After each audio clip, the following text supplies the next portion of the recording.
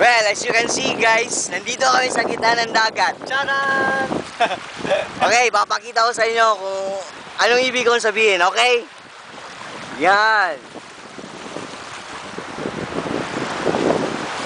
Nakikita nyo, at kung napapansin nyo, nasa gitna kami ng dagat, pero nasa mababaw na part kami. Eh, ito yung binabalik-balikan namin dito sa Lidao. Okay? Tignan nyo mabuti.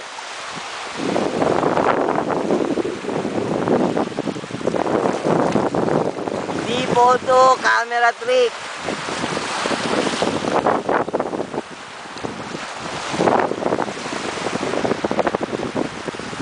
Nasa gitna kami pero may part ng Lidao na talagang mababaw kapag low tide.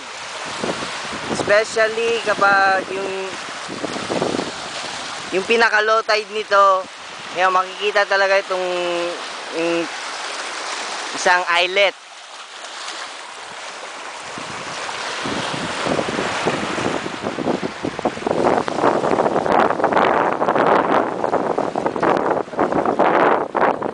Sa bandang doon,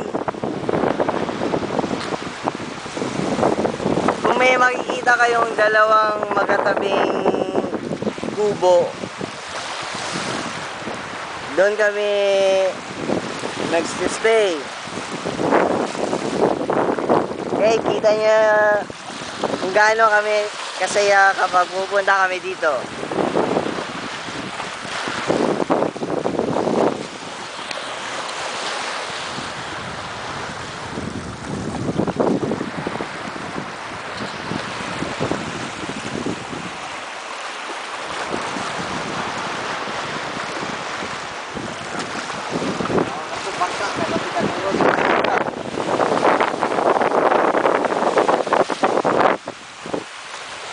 Kita nyo naman, nagsasalubong na yung mga alon dito sa gitna.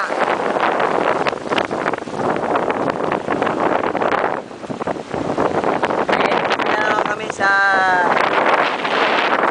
next spot na talaga pinupuntahan namin. Okay, peace out!